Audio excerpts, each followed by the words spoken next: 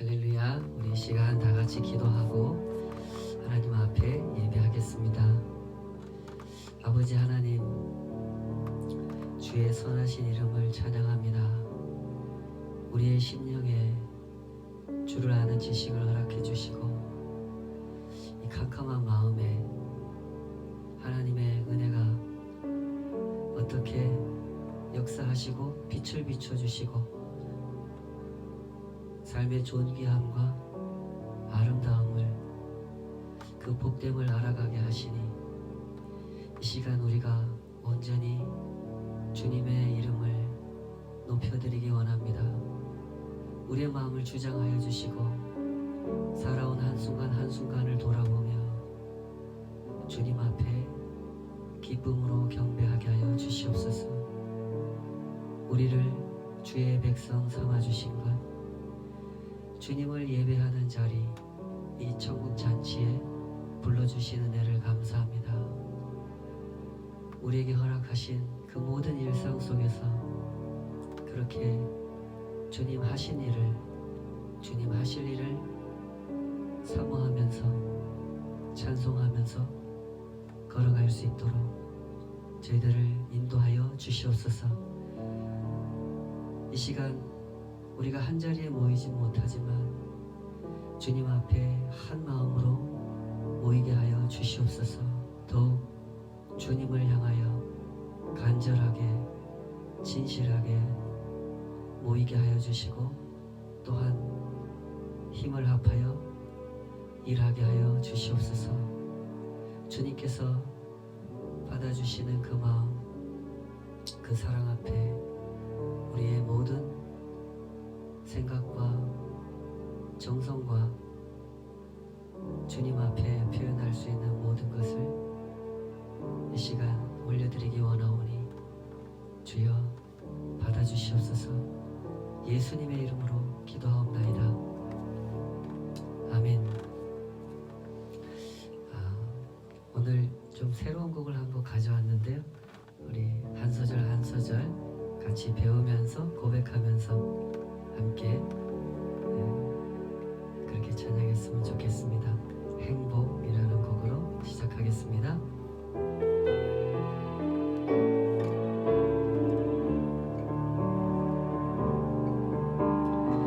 화려하지 않아도 정결하게 사는 삶, 가진 것이 적어도 감사하며 사는 삶, 내게 주신 작은 힘 나눠주며 사는 삶, 이것이 나의 삶의 행복이라오.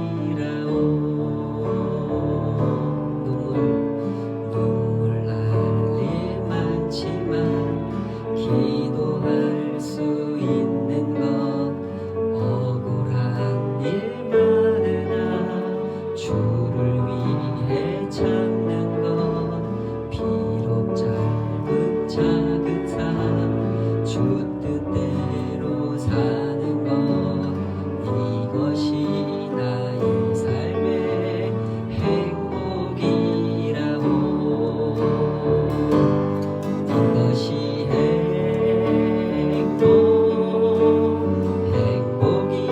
행복이라오. 세상은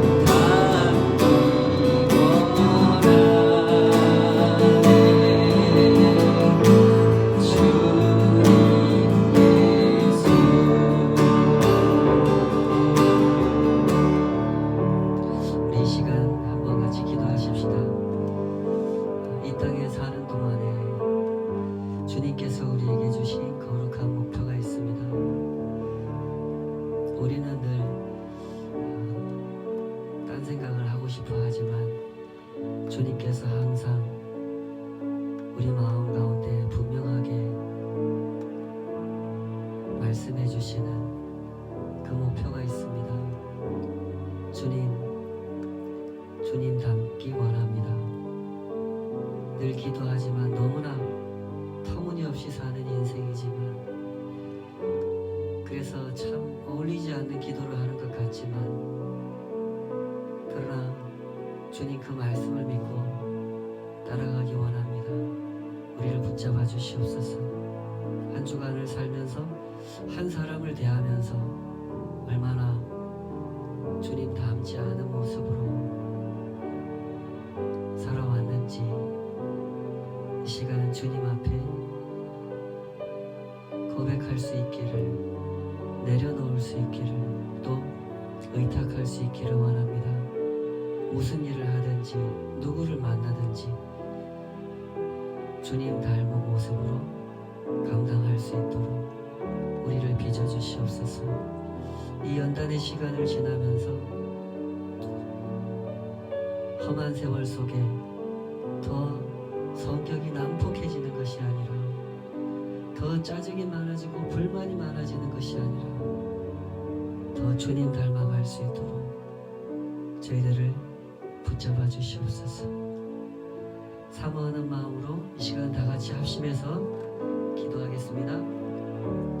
아버지 하나님, 이 소원 우리가 이 소원 가지고 주님 앞에 나아갑니다. 주님 닮기 원합니다. 헛되고 헛된 생각에 빠져 그 마음 중심을 주님을 따라가시고, 아버지 우리 마음을 다시 붙잡아 주시옵소서. 주님 앞에 십자가 내가 진짜 심령이 가난한 자, 애통하는 자, 의를 위하여 핍박을 받는 자, 악을 악으로 갚지 않는 자, 주님과 함께 십자가를 지는 자, 주님을 따라가는, 주님 닮은 주님 제자로 살아가기 원합니다. 아버지 우리를 빚어주시옵소서. 오직 그 말씀만이, 오직 그 사랑만이, 오직 그 은혜만이, 오직 그 선하신 손만이 우리를 위하여 고쳐주십니다. 오 주님, 그 거룩하신 자, 주님의 그 뜻 앞에 우리가 서게 해주시옵소서. 큰 소리로 간절한 마음으로 서게 하여 주시옵소서. 이것이 아니어서 결코 참된 행복도 참된 자유도 참된 평안도 있을 수 없습니다. 오 아버지 우리가 압니다. 우리를 붙잡아 주시옵소서.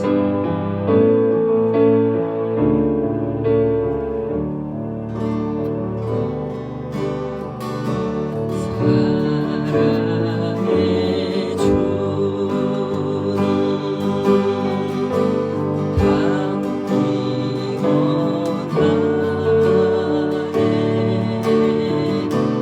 그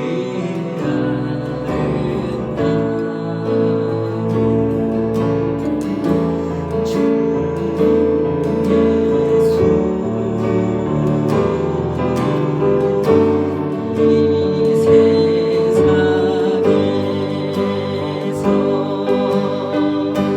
저 천국까지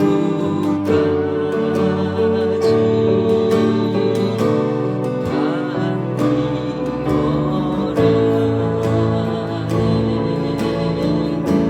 주님 예수,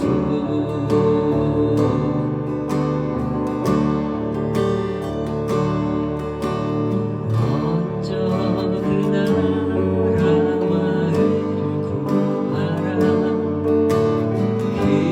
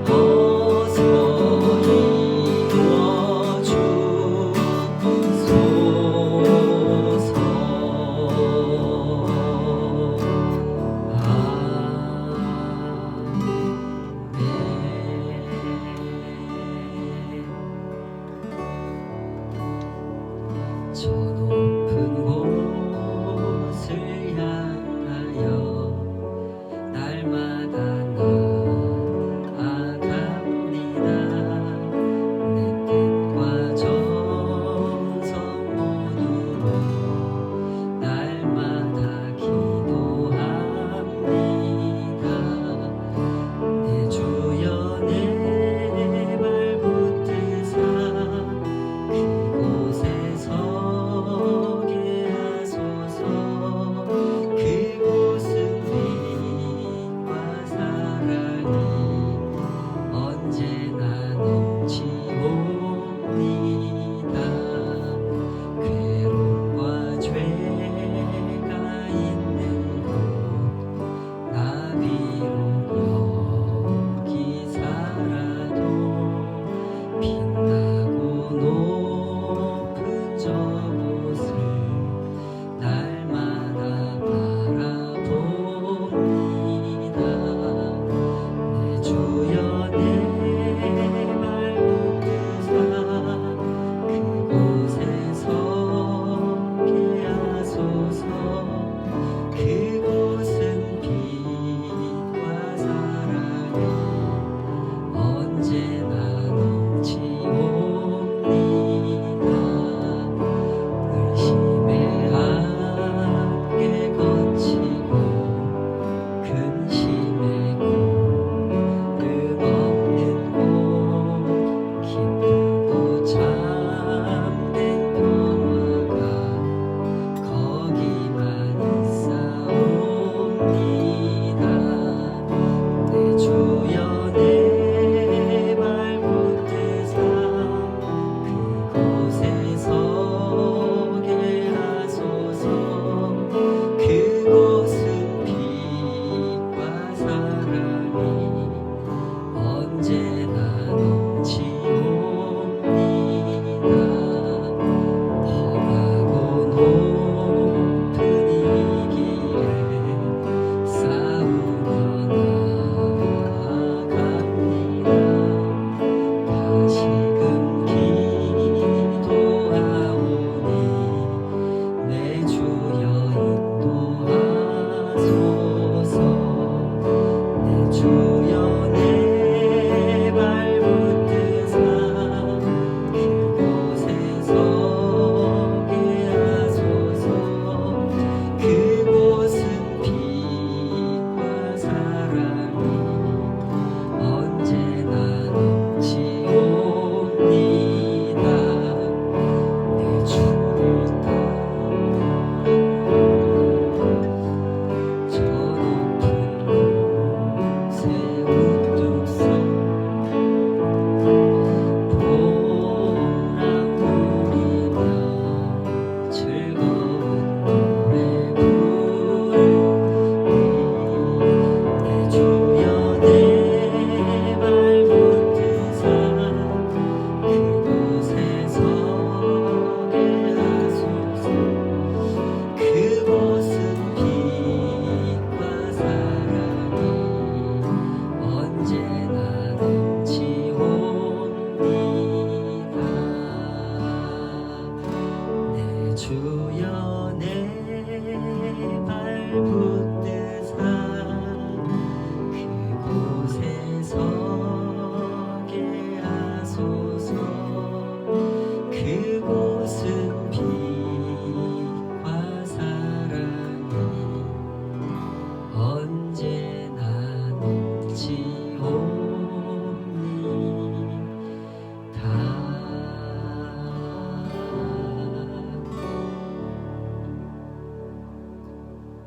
아멘.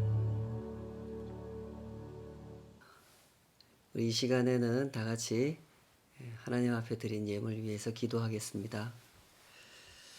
아버지 하나님, 주님의 은혜 가운데 또 한 주간을 살아왔음을 주님 앞에 고백하며 구별해 드리는 모든 것들이 주님의 그 손에 올려지기를 소원합니다.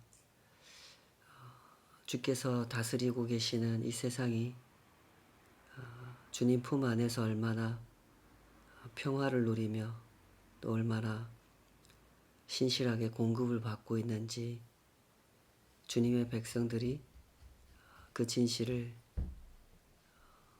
있는 그대로 보고 느낄 줄 알며 또한 감사할 줄 알기를 원합니다.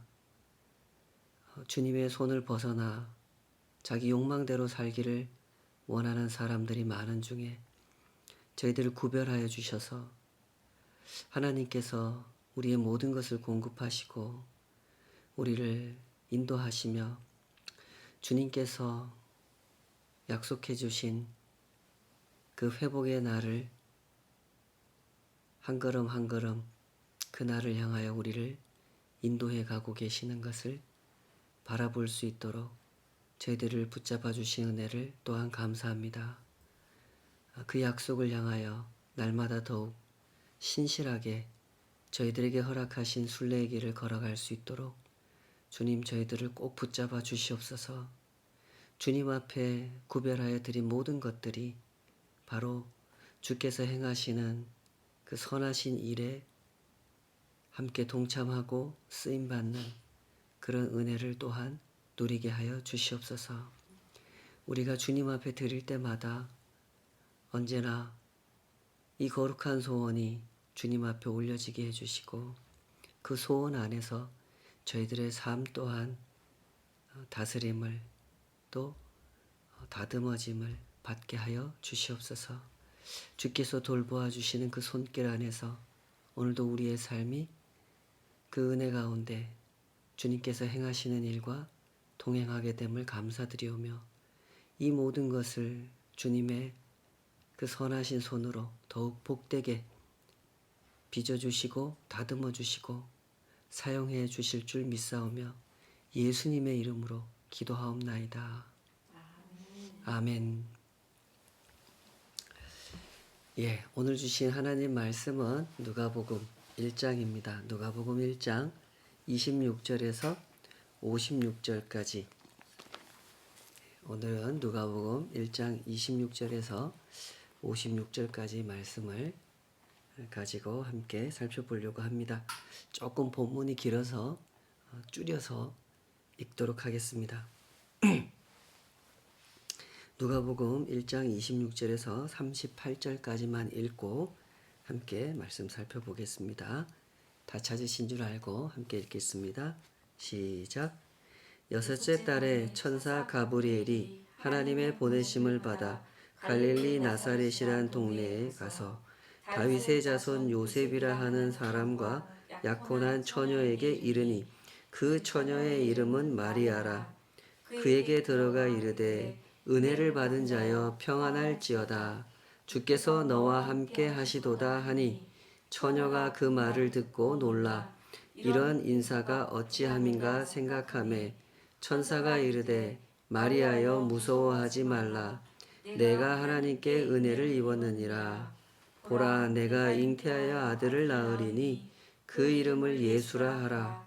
그가 큰 자가 되고 지극히 높으신 이의 아들이라 일컬어질 것이요 주 하나님께서 그 조상 다윗의 왕위를 그에게 주시리니 영원히 야곱의 집을 왕으로 다스리실 것이며 그 나라가 무궁하리라. 마리아가 천사에게 말하되 나는 남자를 알지 못하니 어찌 이 일이 있으리이까. 천사가 대답하여 이르되 성령이 내게 임하시고 지극히 높으신 이의 능력이 너를 덮으시리니 이러므로 나실 바 거룩한 이는 하나님의 아들이라 일컬어지리라. 보라 내 친족 엘리사벳도 늙어서 아들을 배었느니라. 본래 임신하지 못한다고 알려진 이가 이미 6달이 되었나니 대저 하나님의 모든 말씀은 능하지 못하심이 없느니라. 마리아가 이르되 주의 여종이오니 말씀대로 내게 이루어지이다 하매 천사가 떠나가니라. 아멘. 예, 오늘 주신 말씀으로 복이 있으며 복이 있도다. 이런 제목으로 함께 하나님 말씀 살펴보도록 하겠습니다. 우리는 종종 우리와 다른 그 문화 속에서 살아가는 사람들의 이야기를 들을 때가 있습니다. 듣고 나면 아주 황당할 때가 있죠. 얼마 전에는 중동에서 어떤 처녀가 오빠들에게 끌려가서 한 달 동안 감금이 된 상태로 매를 맞았다고 하는 뉴스가 소개된 적이 있는데요. 이유를 들어보니까 우리로서는 참 이해하기 어려운 이유입니다. 그 오빠들의 여동생이 길거리를 지나가다가 외간 남자와 이야기를 나누게 됐다는 거예요. 그 모습을 지나가던 동네 사람이 목격을 하고 이 오빠들한테 일러준 겁니다.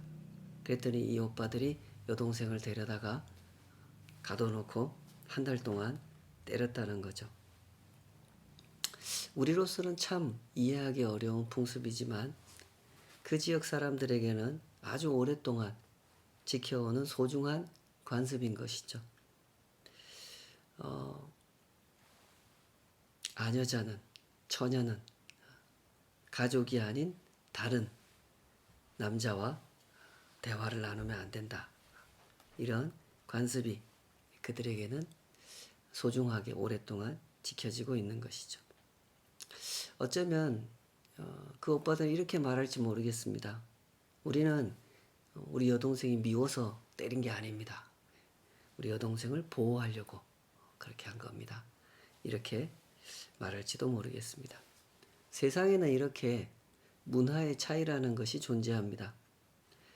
우리나라에서는 도저히 이해할 수 없는 일이지만 그 나라에서는 너무나 당연한 일, 그런 것이 있을 수 있죠. 이 생활의 문화라고 하는 것은 시대와 지역에 따라서 이렇게 크게 차이가 날 수 있는 것이죠. 마리아가 예수님을 잉태하고 출산하던 2000년 전 이스라엘이라고 하는 그 시대의 문화는 어땠을까요? 앞에서 잠시 소개한 그 중동의 어느 나라보다 훨씬 엄격한 문화를 가진 사회가 그 시대였습니다. 젊은 여성이 친척이 아닌 다른 남자와 눈만 마주쳐도 문제가 생기는 시대. 그런 시대에 마리아는 아기를 갖게 된 겁니다. 결혼도 하기 전에 아기를 잉태하게 된 거죠. 이것은 보통 심각한 문제가 아닙니다. 그야말로 엄청난 사건이죠. 목숨이 왔다 갔다 하는 문제입니다. 한 달 동안 가둬놓고 때리는 정도 가지고는 해결이 안 되는 문제죠. 그런데 이렇게 엄청난 이야기가 성경에 기록되어 있습니다. 이런 이야기를 성경에 기록한다고 하는 것 자체가 결코 간단한 일이 아닌 거예요. 사실은 아주 위험한 일일 수밖에 없는 거죠. 21세기를 살고 있는 또 대한민국이라고 하는 아주 서구화된 그런 문화를 갖게 된 우리 시대 사람들의 눈에 보기에도 그렇지만 2000년 전에 그 당시 사람들의 문화적 관점에서 볼 때는 더더욱 이것은 심각한 사건이 아닐 수가 없죠. 결혼도 하기 전에 처녀가 잉태를 하고 그 아기를 낳는다고 하는 것은 있을 수도 없는 이야기고 있어서도 안 되는 이야기입니다. 그러다 보니 성경에서 이런 이야기를 읽게 되는 사람이라면 일단 의심부터 할 수 있는 상황이죠. 지금 이런 얘기를 우리 보고 믿으라고 한 거야. 처녀가 남자도 없이 아기를 잉태했다고? 이러면서 좀 믿을 수 없다는 반응을 보일 가능성이 아주 높죠. 그러다 보니 이런 이야기를 성경책에 수록한다고 하는 것은 결코 간단한 일이 아닌 것입니다. 자, 그럼 여기서 질문이 생기죠. 이 책을 기록한 누가라는 사람은 이 사실을 몰랐을까요? 성경책에다가 예수님에 대해서 설명하는 책에다가 예수님의 어머니가 결혼도 하기 전에 남자도 없이 예수님을 잉태했고 예수님을 낳았다. 이런 이야기를 여기다 기록하면 사람들이 이상하게 쳐다볼 것이라는 사실을 누가는 정말 몰랐을까요? 몰랐을 리가 없겠죠. 그런데 누가는 왜 이런 이야기를 이렇게 상세하게 수록해 놓은 것일까요? 그 대답은 의외로 간단합니다. 그 이야기가 사실이기 때문이죠. 또한 그 이야기는 예수님이 누구신가를 설명하기 위해서 꼭 필요한 이야기이기 때문에 누가는 이 이야기를 자기의 책에 수록할 수밖에 없었던 것이죠. 자, 마리아를 찾아온 천사 가브리엘이 마리아한테 뭐라고 하는지 들어봅시다. 31절에서 33절 다시 한번 주목해서 읽어봅시다. 31절에서 33절입니다. 시작. 보라, 내가 잉태하여 아들을 낳으리니 그 이름을 예수라 하라. 그가 큰 자가 되고 지극히 높으신 이의 아들이라 일컬어질 것이요. 주 하나님께서 그 조상 다윗의 왕위를 그에게 주시리니 영원히 야곱의 집을 왕으로 다스리실 것이며 그 나라가 무궁하리라. 여기서 보면 아주 중요한 용어들이 많이 등장을 해요. 성경을 좀 읽어보신 분이라면 유대인으로 태어나서 유대인으로 자라면서 어려서부터 성경을 배워온 사람이라면 지금 이 천사 가브리엘이 하는 말 속에 이 짧은 문장 속에 얼마나 엄청난 주제들이 들어있는지 금방 알 수 있어요. 예수, 지극히 높으신 이의 아들, 다윗의 왕이 영원히 다스릴 것이라 하는 말씀은 사실 구약 성경 전체의 메시지를 요약한 것이라고 해도 과언이 아닐 정도로 구약 성경의 핵심 중에 핵심 주제인 것입니다. 하나님께서 약속하신 그 구원을 이제 이 마리아를 통해 태어나는 예수님을 통해 이루실 거다 하는 이야기를 하고 있는 거죠. 유대인이었던 마리아는 당연히 이 말씀 알아들었겠죠. 그래서 반가워합니다. 드디어 하나님께서 우리에게 영원한 왕을 보내주시는구나 하고 마리아는 반가워해요. 근데 너무 반갑지만 동시에 한 가지 걸리는 문제가 있어요. 그게 뭡니까? 그 왕, 영원히 통치하실 왕이 저를 통해서 태어난다고요? 저는 아직 남자를 모르는 처녀인데요. 이게 한 가지 걸리는 거죠.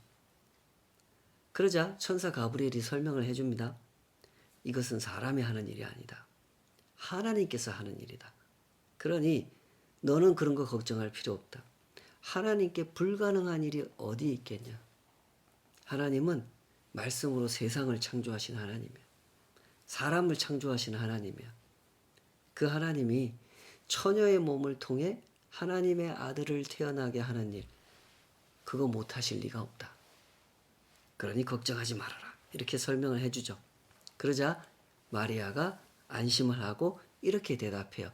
38절 굉장히 중요한 고백인데요. 38절 같이 읽어봅시다. 시작. 마리아가 이르되 주의 여종이오니 말씀대로 내게 이루어지이다 하매 천사가 떠나가니라. 마리아의 대답을 주목해 보세요. 바로 이게 믿음이라는 거예요. 믿음이라고 하는 것은 나의 한계, 나의 부족함을 하나님의 전능하심, 하나님의 온전하심에 맡기는 거예요. 주의 여종이오니 말씀대로 내게 이루어지이다. 이게 믿음인 거죠. 하나님의 일하심은 언제나 이런 방식으로 펼쳐진단 말이죠. 하나님께서 혼자 하셔도 충분히 완벽하게 하실 수 있는데 하나님은 굳이 당신의 사람들을 당신의 일에 초대하세요. 최은주 사모 같이 하자. 은세마 같이 하자. 조 목사 부족하기 짝이 없는 인생이지만 같이 하자. 그러면 하나님의 사람들이 그때 하는 게 뭡니까? 저는 부족하지만 주님의 종이오니 주님의 뜻대로 하시옵소서 하고 자기를 맡기는 거죠. 이게 믿음이라는 거예요. 나의 한계, 나의 부족함을 하나님의 온전하심에 맡기는 겁니다. 사가랴와 엘리사벳을 하나님께서 참여시키셨죠. 마리아도 이렇게 참여시키셨고, 조금 있다가 밤에 양을 돌보는 목자들도 시므온과 안나라고 하는 할아버지 할머니, 기도하며 살아온 평생의 선지자, 이 사람들도 참여하도록 인도하십니다. 하나님은 이렇게 일하시는 것을 참 좋아하십니다. 그때마다 이 사람들의 믿음을 사용하시죠. 믿음이 뭐라고요? 주의 여종이오니 말씀대로 내게 이루어지이다. 저는 부족합니다. 저는 할 수 없습니다. 그러나 온전하신 하나님께 저를 맡기겠습니다.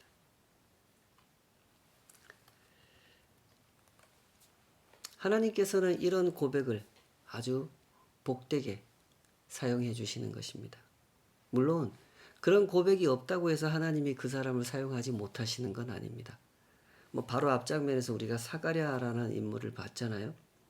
사가랴는 마리아처럼 이렇게 반응하지 않았어요. 그죠? 나같이 늙은이는 자식을 낳을 수 없습니다. 뭔 소리입니까? 이렇게 반응을 했죠. 그러나 그럼에도 불구하고 하나님은 사가랴를 사용하셨죠. 하나님께서 사용하지 못할 사람이 어디 있겠습니까? 고백한다고 그 사람을 쓰시고 고백 안 한다고 그 사람을 안 쓰시고 그러시지는 않습니다. 하나님께서 뜻하시면 누구라도 쓰실 수 있는 거죠. 심지어 하나님을 대적하는 사람들까지 하나님은 사용하시지 않습니까? 자, 그러나 그럼에도 불구하고 하나님께 쓰임 받을 때는 어떤 모습으로 쓰임 받는 것이 좋겠습니까? 당연히 믿음을 가지고 쓰임 받는 게 좋겠죠.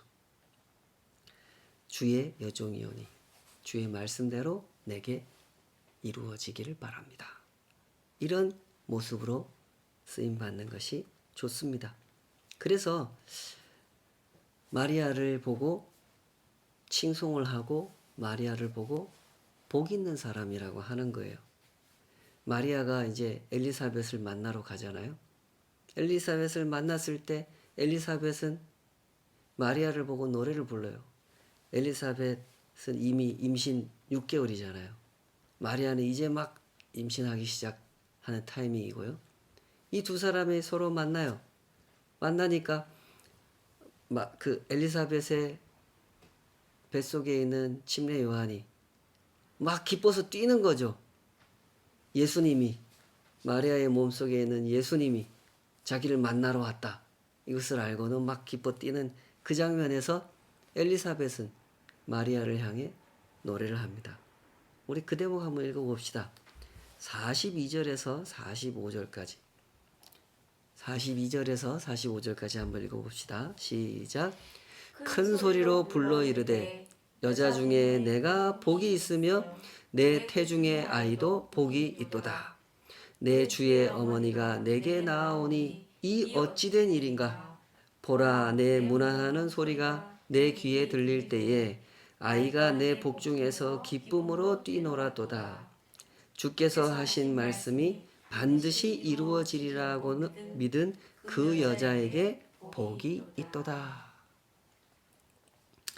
엘리사벳이 마리아를 향해서 부른 이 칭송의 노래 속에는 온통 복이 채워져 있죠. 복이 있으며 복이 있도다. 복이 있도다.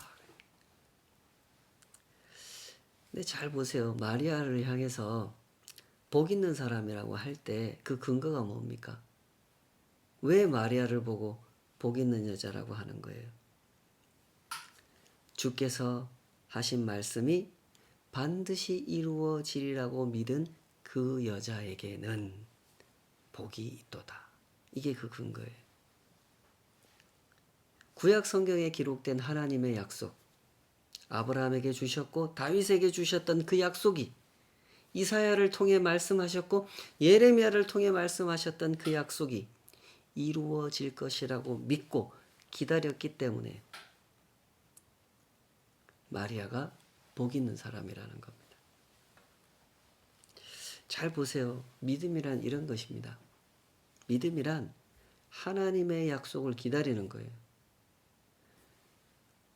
내 소원이 이루어지기를 기다리는 것, 그것도 믿음이 아니라고 할 수는 없지만 성경이 설명하는 진짜 믿음이라고 하는 것은 하나님께서 약속하신 것을 기다리는 거예요. 하나님의 사람들이 하나님을 믿는다고 하는 것은 하나님의 약속을 믿는다는 뜻이므로 하나님의 사람들이 하나님의 약속이 이루어지는 그날을 기다린다고 하는 것은 너무나 당연한 일이겠죠. 마리아는 그런 점에서 복 있는 사람이라고 칭송을 받고 있는 것이란 말이죠. 바울 사도가 고린도 교인들을 가르칠 때 보면 이런 말씀을 한 적이 있어요. 외우기도 쉽게 고린도전서 13장 13절이에요. 사랑에 대해서 쭉 설명을 하다가 그런즉 믿음, 소망, 사랑 이 세 가지는 항상 있을 것인데 그 중에 제일은 사랑이라.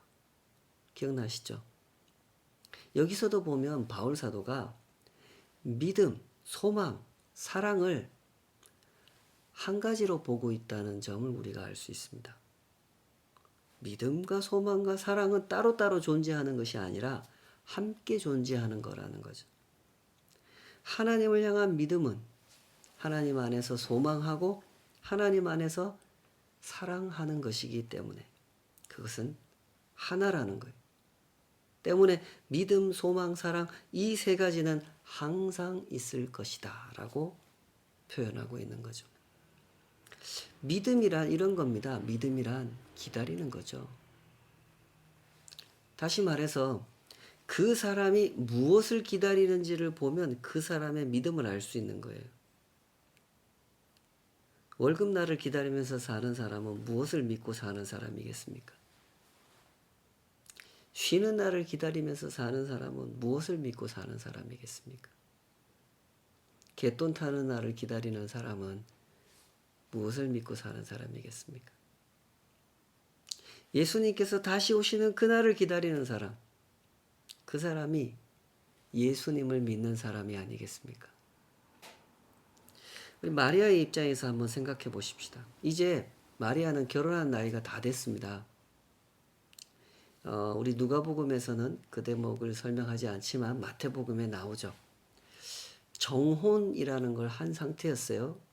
지금식으로 이야기하면 약혼 정도라고 생각하시면 되는데요. 마리아가 결혼할 나이가 다 됐어요. 여러분 결혼하기 전에 그 처녀적 시절을 한번 생각해 보세요. 결혼할 나이가 다 된 마리아는 무엇을 기다리면서 살겠습니까? 좋은 신랑을 기대하면서 살지 않겠습니까? 나한테 이런 신랑이 생기면 좋겠다. 그이와 함께 좋은 행복한 가정을 꾸리고 아들, 딸 잘 낳아서 행복하게 살아야지. 이걸 기다리지 않겠습니까? 그것은 마리아와 같은 처자들에게 아주 자연스럽고 아주 평범한 꿈이죠. 그런데 어느 날 천사가 찾아와가지고 마리아한테 하는 말이 야, 너 아이를 잉태하게 될 거고 그 아이를 낳게 될 거다. 결혼하기도 전에 그런 일이 있을 거라는 거예요. 그 말은 지금 마리아가 꿈꾸고 있는 것을 접어놓으라는 말밖에 안 되죠. 지금 네가 기다리는 것을 뒤로 미뤄라. 지금은 너 하나님의 아들 예수 그리스도를 낳아야 된다. 이런 상황이 된 상황이란 말이죠. 그런데 이 상황을 마리아가 어떻게 받아들입니까? 마리아가 그 상황을 기쁨으로 받아들여요. 주의 여종이오니 말씀대로 내게 이루어지이다. 마리아가 어떻게 이룰 수 있습니까? 내가 지금 기다리고 있는 게 있는데 그걸 뒤로 미루고 하나님의 아들을 낳는 그 일을 기쁨으로 받아들여요. 어떻게 이럴 수 있었을까요? 그것은 마리아의 믿음 때문에 가능한 거죠. 즉 마리아가 궁극적으로 기다리는 것, 그것 때문에 가능했던 겁니다. 마리아에게는 개인적으로 기다리는 일도 있었지만 그보다 더 간절히 기다리는 것, 하나님의 약속, 하나님의 구원이 성취되기를 기다리는 마음이 더 컸기 때문에 천사가 찾아와서 이런 이야기를 할 때 그대로 받아들일 수 있었던 거죠. 자기 개인적인 꿈은 뒤로 밀어놓을 수 있었던 겁니다. 나의 인생, 나의 명예도 소중하지만 하나님께서 하시는 일이 더 소중하다는 마음, 그 믿음 때문에 그렇게 기쁘게 환영할 수 있었던 거죠. 마리아를 칭송하는 엘리사벳의 노래, 엘리사벳의 노래를 이어받아 마리아가 부른 노래, 본문에 그 이야기가 쭉 연결되잖아요. 이 노래와 이 노래 속에는 바로 이런 믿음, 이런 복을 담아내는 내용들로 가득 채워지는 거예요. 엘리사벳이 마리아를 향해서 불러준 노래, 그 다음에 마리아가 이제 엘리사벳 앞에서 부르는 노래가 이어지거든요. 그 마리아의 노래를 한번 읽어보십시다. 마리아가 이렇게 노래해요. 1장 46절에서 48절까지만 한번 읽어보겠습니다. 46절에서 48절 시작. 마리아가 이르되 내 영혼이 주를 찬양하며 내 마음이 하나님 내 구주를 기뻐하였음은 그의 여종의 비천함을 돌보셨음이라. 보라 이제 후로는 만세의 나를 복이 있다 일컬으리로다. 또 복이 나오죠. 엘리사벳의 노래에서도 마리아의 노래에서도 주목을 받는 주제는 하나님께서 하신 일, 그리고 그 일이 이 세상 모든 사람들에게 얼마나 복된 일인지를 노래하고 있습니다. 51절에서 55절까지 보면 또 이렇게 이어지죠. 그의 팔로 힘을 보이사 마음의 생각이 교만한 자들을 흩으셨고 권세 있는 자를 그 위에서 내리치셨으며 비천한 자를 높이셨고 줄이는 자를 좋은 것으로 배불리셨으며 부자는 빈손으로 보내셨도다. 그 종 이스라엘을 도우사 긍휼히 여기시고 기억하시되 우리 조상에게 말씀하신 것과 같이 아브라함과 그 자손에게 영원히 하시리로다. 하나님께서 마리아를 통해서 예수님을 보내신다고 하는 것, 이 세상을 다스릴 영원한 왕을 태어나게 하신다는 것은 바로 이런 뜻이라는 거예요.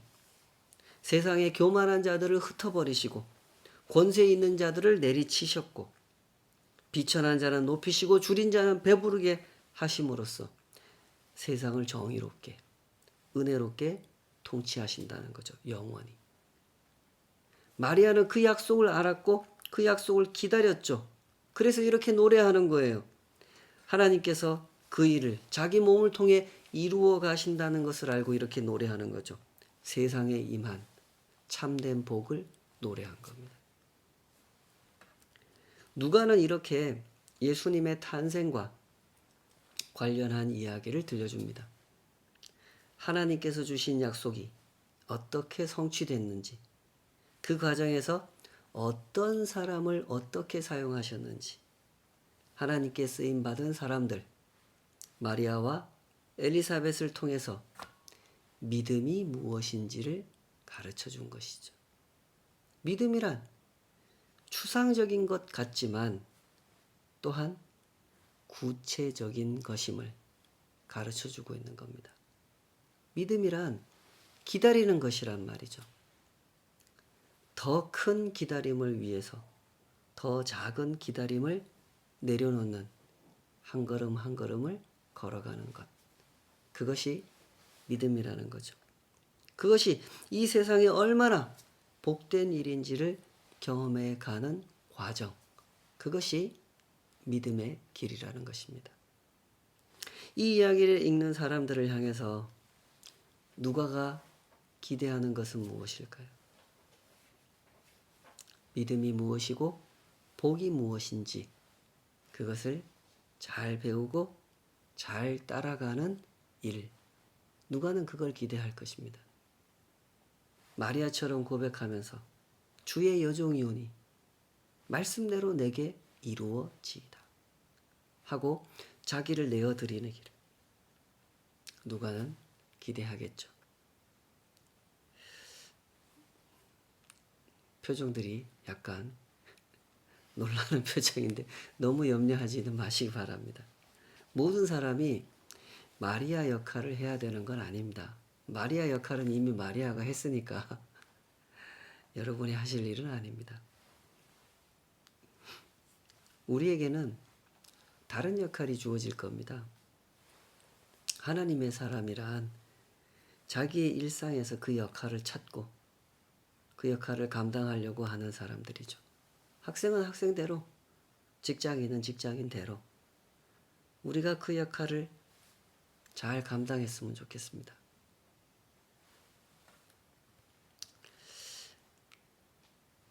일을 하다가 사고가 나서 손가락이 절단되고 뭐 이런 사고가 생길 때가 있지 않습니까? 이런 사고를 당한 사람들을 전문적으로 수술하는 그런 의사가 있다고 합니다. 그 의사의 이야기입니다. 이분이 크리스찬인데요. 이분이 하는 일이 얼마나 집중력을 요하는 일이냐 하면 일단 이런 환자가 발생해서 병원에 실려오면 수술대 위에 뉘어놓고 이 사람 수술을 하는데 수술실에 들어가면 수술을 하는 의사는 그 현미경을 가지고 그 사람 그 수술 부위를 이렇게 본다고 해요. 이거를 최소한 6시간에서 8시간 정도를 보면서 작업을 해야 된다는 거예요. 이게 절단이 됐으니까 이 속에 그 사람 머리카락보다 더 가는 신경하고 힘줄하고 혈관하고 이걸 다 분류를 해가지고 이거를 딱 서로 짝을 맞춰야 되는 거예요. 그래가지고 이제 봉합수술을 하는 거죠. 조금이라도 실수하면은 이 환자의 손가락은 영원히 움직이지 못하거나 그냥 감각을 잃어버리게 된다 그래요. 쓸 수가 없게 되는 거죠. 그러니까 수술을 하는 동안 6시간, 8시간 동안을 초집중을 해야 된다는 거예요. 뭐 잠깐 뭐 쉰다든지 뭐 밖에 나가서 커피 한 잔을 하고는 절대 있을 수 없는 일이래요. 초집중을 해가지고 그 수술을 끝내야 된다 그래요. 한 번은 이 의사가 새벽 3시에 호출을 받고 수술실로 달려갔대요. 의사 선생님들도 참 고생하는 분들은 참 고생을 많이 하시는 것 같아요. 환자가 발생했는데 어떻게 해요? 지금 초를 다투는 그런 상황인데 자다가 말고 뭐 새벽 3시에 뛰쳐나간 거죠. 가가지고 수술을 하려고 그러는데 이 환자의 상태가 너무너무 복잡하더래. 자다가 깨가지고 정신도 없지. 몸은 되게 피곤하지. 환자 상태는 너무 심각하지. 수술실에 딱 들어갔는데 수술하기 전부터 자신감이 완전히 바닥이 나버려. 나 이 수술을 해낼 자신이 없다. 이런 생각이 들더래요. 그런데 어떻게 해? 그 시간에 이 환자를 수술할 사람은 이 의사 선생님밖에 없어요. 그래서 자기 마음을 집중하기 위해서 얼마 전에 돌아가신 그 아버지를 속으로 떠올렸대요. 그래, 내가 이 환자 수술을 잘 해가지고 그 수술의 결과를 우리 아버지께 바치리라. 그래, 그런 마음으로 집중해보자. 이렇게 생각을 한 거예요. 그래서 집중이 좀 흐트러지려고 그러면 또 아버지 생각하고 내가 우리 아버지 살아생전에 내가 잘해드리지 못했는데 그래 돌아가신 후에라도 이렇게 이 환자한테 잘해서 우리 아버지한테 그래 내가 조금이라도 이런 마음으로 이제 계속 집중을 하는 거예요.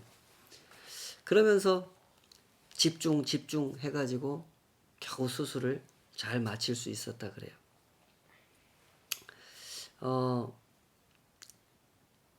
중간중간에 계속해서 위기는 찾아왔죠. 또 막 집중력이 흐트러지고 막 손이 떨리고 그때마다 아버지를 생각하면서 아버지께 이 결과를 이러면서 집중해가지고 수술을 잘 마쳤다 그래요. 아주 성공적으로 수술이 잘 됐고 그런 경험을 한 뒤에 이 의사 선생님이 이런 생각이 드는 거예요. 생각해 보니까 집중하기 위해서 이거 굉장히 좋은 방법이구나 이걸 생각하게 된 거예요. 내가 앞으로도 계속 이런 환자들을 수술해야 되는데 집중력이 떨어질 때마다 그럴 때가 진짜 많은데 그때마다 그래 내가 이 수술 결과를 내가 소중하게 생각하는 그 사람에게 바친다는 마음을 먹으면서 수술을 해야 되겠다. 그러면 집중이 잘 되겠구나. 수술이 잘 되겠구나. 이렇게 생각을 했다는 거죠. 그래서 항상 이 수술에 들어가면 항상 누구를 떠올리는 거예요. 내가 이 수술의 결과를 어머니께 바치는 마음으로. 우리 아내에게 바치는 마음으로. 이러면서 수술을 했다는 거죠. 그러다 보니까 정말 수술도 잘 되고 집중도 잘 되고 그렇게 도움이 됐다 그래요. 어느 날 이 의사가 생각을 합니다. 내가 수술할 때만 그렇게 생각할 게 아니라 모든 일상을 내가 사실 그렇게 살아야 되는 거 아닐까? 내가 이걸 돈을 다룰 때, 사람을 만날 때, 대화를 할 때, 사소한 일을 하더라도 내가 이 결과를 하나님께 바친다는 그런 마음으로 내가 살아야 되는 거 아닐까? 내가 왜 그동안 그렇게 생각하지 못했을까? 이런 생각을 하기 시작합니다. 그러면서 이분이 결심을 해요. 그래, 아무리 사소한 거 하나라도 이거 하나님께 드린다는 마음으로 해야 되겠다. 그러면서 이 사람 삶이 달라지기 시작해요. 예전보다도 훨씬 더 간호사들을 대할 때 더 잘 배려하고 더 존중하고 환자들을 돌볼 때 더 세심하게 더 많은 시간을 들여서 돌봐주고 돈과 관련한 문제를 대할 때도 전혀 걱정하지 않는 그런 그리스도인이 되었다고 합니다. 엘리사벳이 마리아를 보고 노래하지 않습니까? 복이 있으며 복이 있도다.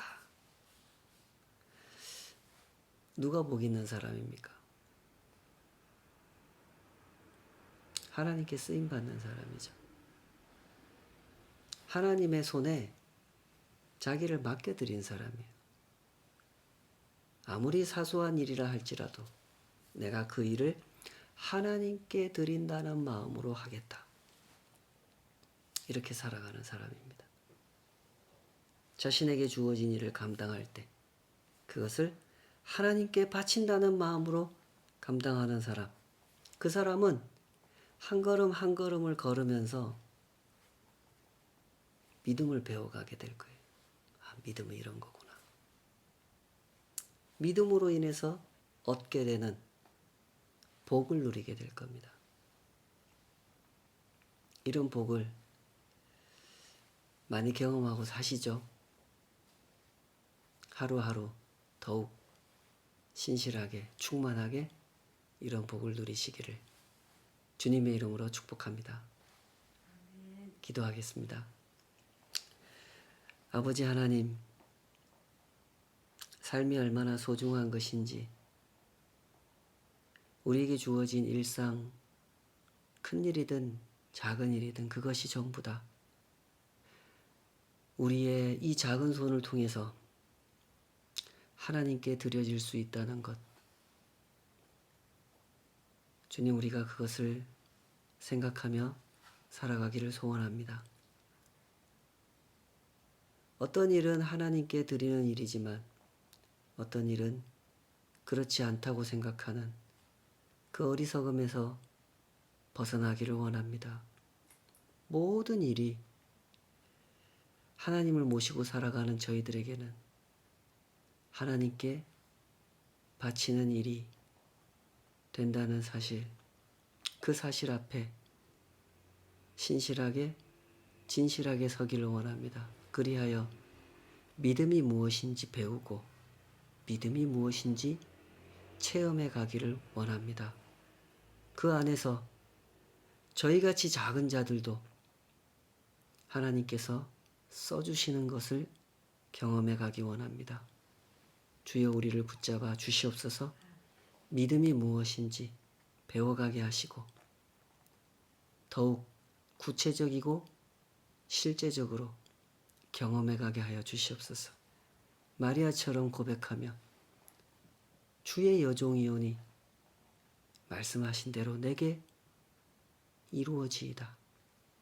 그렇게 우리의 한계, 우리의 자금, 우리의 부족함을 하나님의 온전하심에 맡겨드리며 주님의 손 안에서 쓰임받는 한 걸음 한 걸음을 걸어갈 수 있도록 우리 모두를 붙잡아 주시옵소서.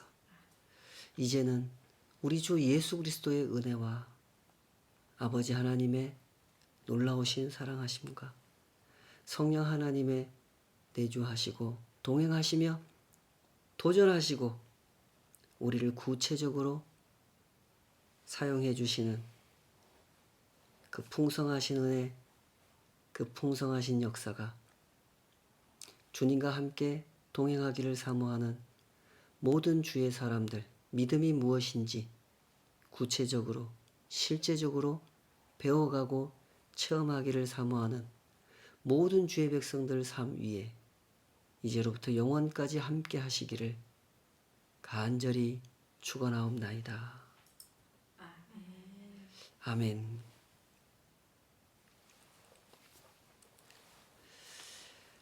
예, 감사합니다. 한 주간도 승리하시고요.